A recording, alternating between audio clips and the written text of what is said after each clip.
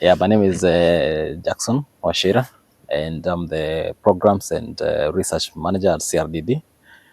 Already know that CRDD is a locally embedded, locally registered research and development organization that seeks to sort of build um, new narratives around development, humanitarianism, in the arid and semi-arid areas, particularly through research, so that these programs can, be shaped by, embedded research like the one that we are doing now. That is research project of interest, which is actually it's an action research. Action research meaning that it has very strong aspect of research as we know it, data collection, analysis, writing, but also has a very strong aspect of programming. In which case we use the data that we've collected, the analysis that we've done and writings that we've done to shape the next phase of the project, in terms of piloting some of the ideas that we come across. So the Resilience from Below project is funded by the Australian Center for International Agricultural Research, which is ACR, based in Australia. So, and we have been implementing it now for the last roughly 2 years. And yeah. And in doing that, we work with two local organizations, or what I may call peer organizations, in that they are also locally registered and embedded, both in Kenya and southern Ethiopia. And in Kenya, we work with MIDP in Isiolo County.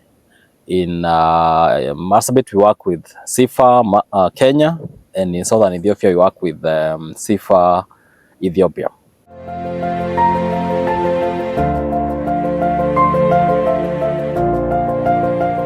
Yeah, the main inspiration behind the Dryland Summer School is that it's one of the pathways through which we can build resilience from below. As I earlier mentioned, the main goal of the Resilience from Below project is to provide alternative thinking and approaches to the work in the drylands.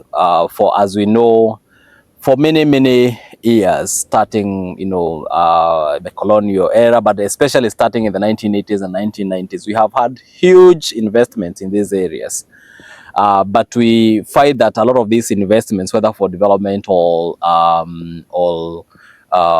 humanitarian work, tend to consider drylands as inherently vulnerable, as inherently poor, and therefore they are designed in a way from the top there to come and sort of salvage the situation.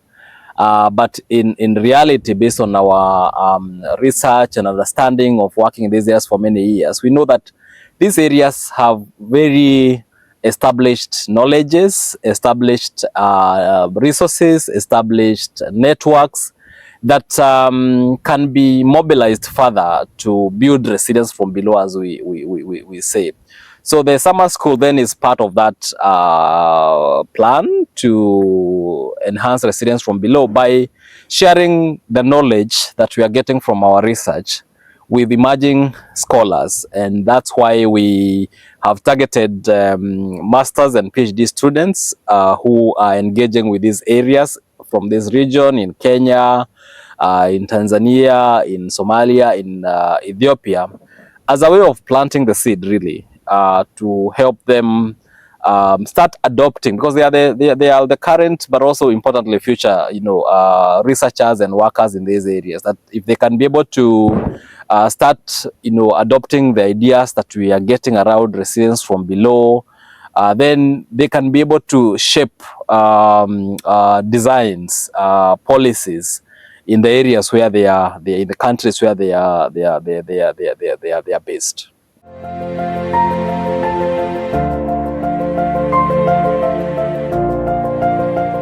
I mean, long-term thinking, but also because there are capacity issues even at different levels of people working in pastoralist areas, government, NGO. This is where some of the biases come in. Can you speak to some of these capacity gaps that are there? You've spoken about the bad framing and how it also shapes resource allocation. But capacity issues, sometimes it's genuine. Like when you don't have the capacity, you're making a honest mistake. Right? So how will this summer school kind of bridge this capacity issue? I think I totally agree. Sometimes it's really capacity and possibly resource issues. And what we are doing is that our study and action research has a strong policy aspect. So we are seeking to use our sort of findings to, privilege. Once we privilege the local, resources, knowledge, relationships, and speak with the duty bearers, because by and large, the role of development of the arid and semi-arid areas, the drylands, is really rests in the government. So we hope to continually engage them to show the importance of dedicated resources in these areas, because we know that for many years, these areas have been marginalized, and they have part of the reason why they have been marginalized and under resourced is the feeling that the people living in these areas don't have that capacity, but in reality they do have this capacity. And what is really needed is dedicated resources by the national government, by the county government, because without resources, which really can only come to from the government, because people pay taxes, then we cannot make any progress. So we are trying to share our results with them and sort of encourage them to continually dedicate sufficient resources that can go into the programs that need to run in these areas.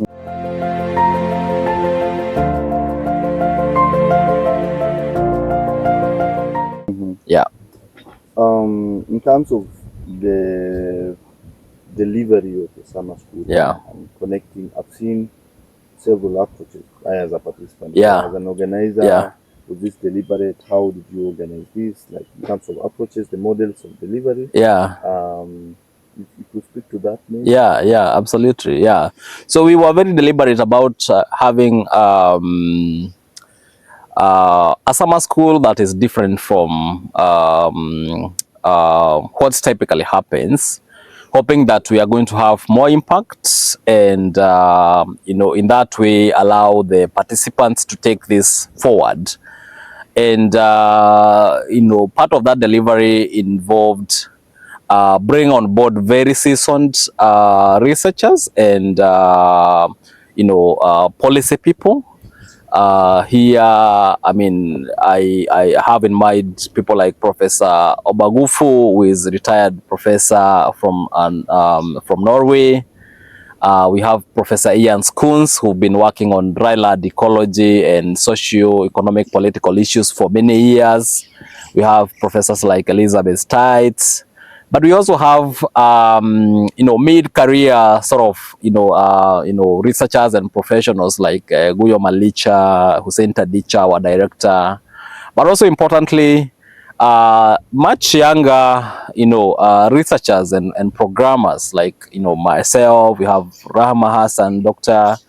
And the whole idea was to provide sort of a space within which the students can learn freely from people with different levels of experiences. A lot of these ones, these participants, for instance, are ongoing with their studies. And you can imagine the amount of, experience that they can share from those that have just recently graduated with their PhD and master's degrees. But also importantly, the fact that we do not want to have a summer school where students just come and sit and listen to people being talked to, because we know that that is not an efficient or no effective way of learning. the best learning happens by people doing it themselves. So that has meant that we have had fewer lectures and had more sort of participatory, sometimes student-led activities that, already provide the space that we admire even in the future, because they really are able and can, do very well when facilitated. So so the whole mix of facilitators and mixed sort of approaches to the delivery, involving the lectures, but also the participatory activities. We have now the students are out for field work, and they have been able to identify their own leaders. So it's really a strategy that empowers them to take forward already the skills that they are learning from the summer school, and with that we are very assured that even after the summer school they will sort of have some peer network that can keep this conversation happening even as they they keep sort of the personal initiative going. Yeah, so that's to say that, yeah, it was not by mistake, it was really, or by chance, it was really by really long term kind of a design.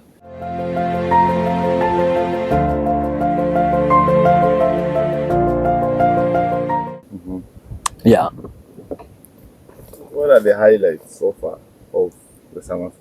What stands out for you as unique, as experimental, as different? I mean, yeah. For me, if you ask me, like the battle for Laikipia, for example, yeah, major thing, the tour in the museum. I mean, these other extra activities that bring you into contact with realities of pastoralism. Yeah.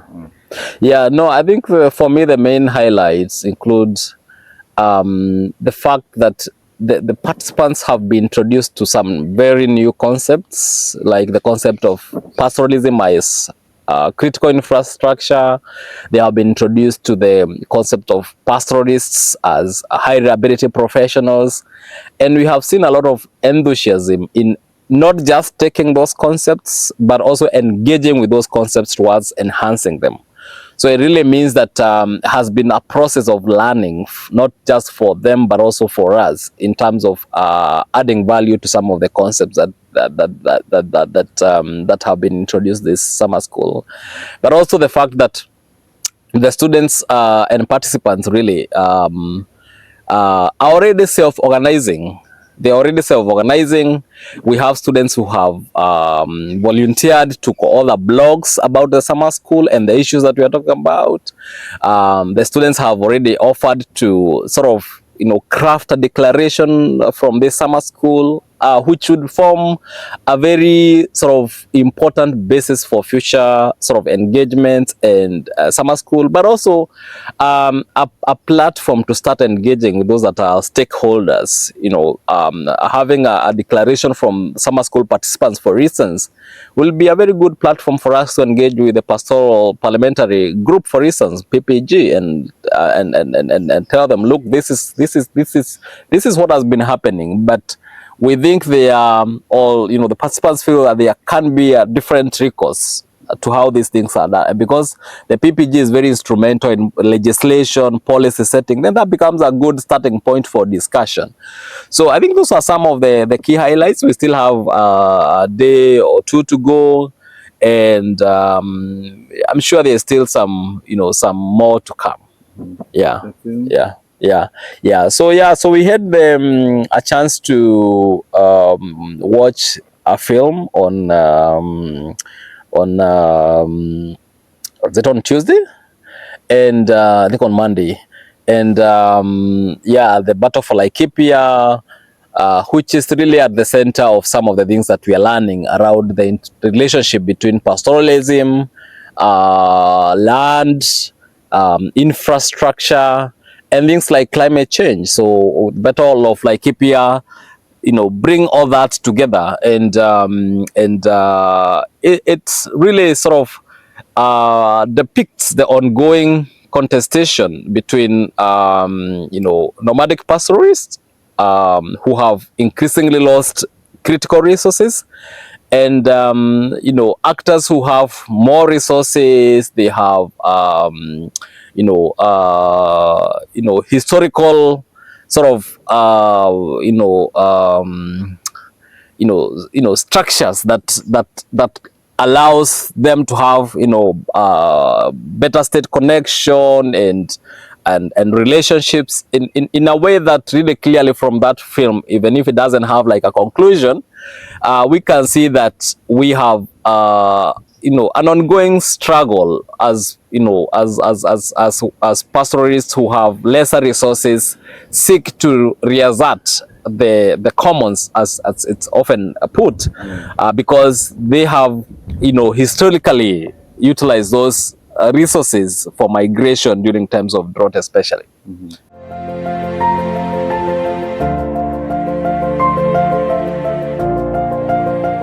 Yeah. In terms of movement building, because I think this is, in the long term, is a movement building effort, right? Yeah. What new perspective or ideas will this summer school, has this summer school, for example, inculcated or brought about that you feel is going to make a real difference going forward? Yeah. I think the real deal is really going to be if the participants are able to push the thinking around the presence of high reliability professionals in this context. And with high reliability professionals, what we mean is that they are clearly actors in pastoral contexts that play a critical role in averting disaster during such times.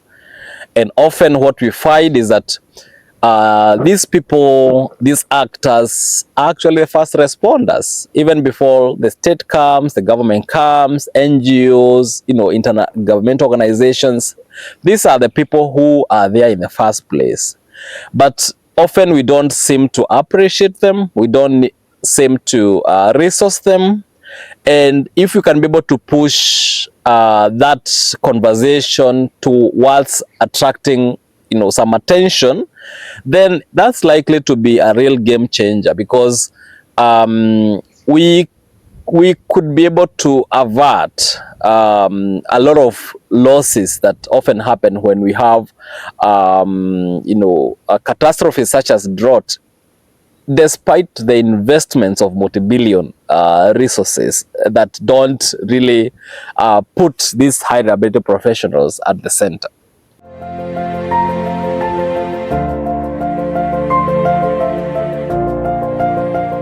I think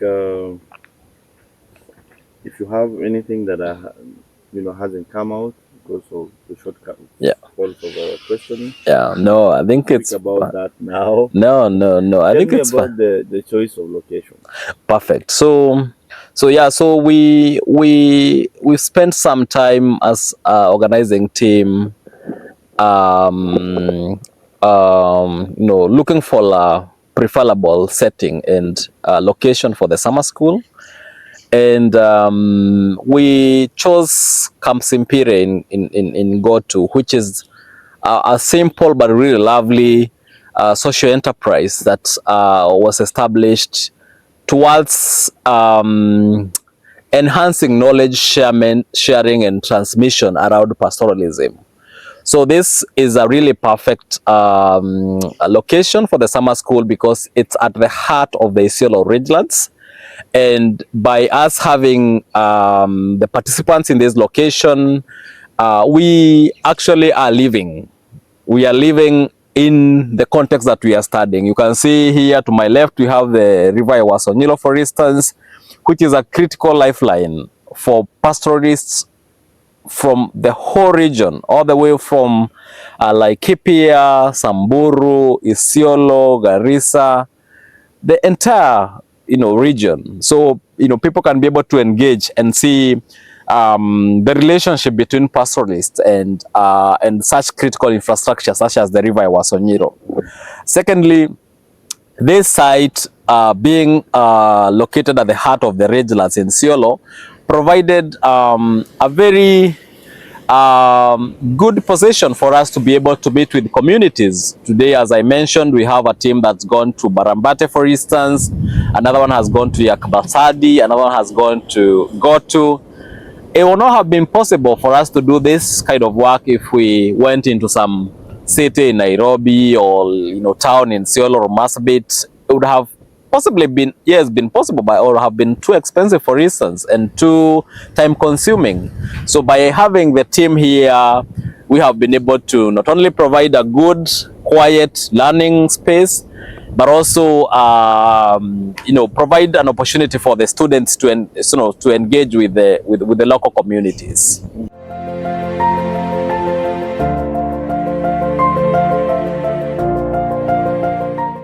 Yeah. But in summary form, like this, what are some of the key messages? Did I ask you? No, what are the key messages or insights that you hope the participants take away from this summer school? Yeah, and maybe before I can do that, just to reiterate that the organization of this summer school has involved quite some partners, and this is not a partner that just emerged, but rather a partnership that has been growing the last couple of years, based on the belief that no one single partner can be able to drive this agenda alone. So, of course, with funding from the ACR, CRDD has been the front line, but we also have the Jamil Observatory that is housed at Elri. They have been a really reliable partner, so to say, the last couple of years, and they have a a very strong focus on privileging local knowledge as well. So it has been a good collaboration towards shifting policy ideas.